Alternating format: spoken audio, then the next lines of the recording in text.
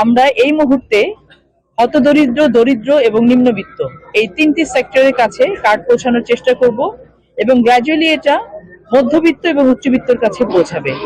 ঈদের আগে 10 তারিখে এটা শুভ উদ্বোধন করবেন আমাদের মাননীয় প্রধানমন্ত্রী এবং এই শুভ উদ্বোধনের দিন থেকেই কিন্তু প্রতি মাসে এই টাকাটা প্রতি মাসে তাদের অ্যাকাউন্টে যাবে যারা এটার বেনিফিশিয়ারি হবে।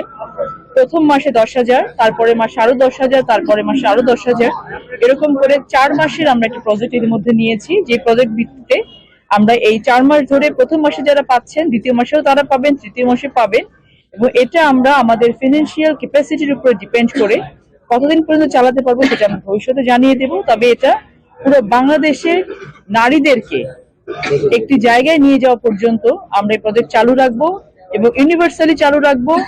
এই কার্ডের বেনিফিশিয়ারি আমিও হব, আমাদের ডিসি মহোদয় হবেন, কিন্তু দেশের নাগরিক হিসেবে এবং আমরা একটি যে জায়গায় দাঁড়িয়ে আছি সেই জায়গাতে আমরা যে ধরনের বেনিফিট পেয়ে থাকি সেই জায়গা থেকে সেই বেনিফিটটা, ফ্যামিলি কার্ডের বেনিফিটটা আমরা নেব কি নেব না এটা আমাদের ডিসকাশনের উপর ডিপেন্ড করবে।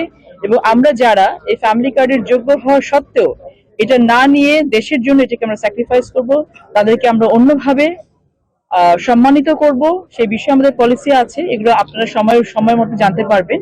তবে আপাতত 14টা ইউনিটে সারা বাংলাদেশে চয়েস করা হয়েছে এবং সেভাবে 14টা ইউনিটে আমরা ফ্যামিলি কার্ডের কাজ শুরু করবো এবং এই 14টা ইউনিটের মানুষগুলো ঈদের আগেই যারা বেনিফিশিয়ারি থাকবে তাদের অ্যাকাউন্টে টাকাগুলো পৌঁছে যাবে।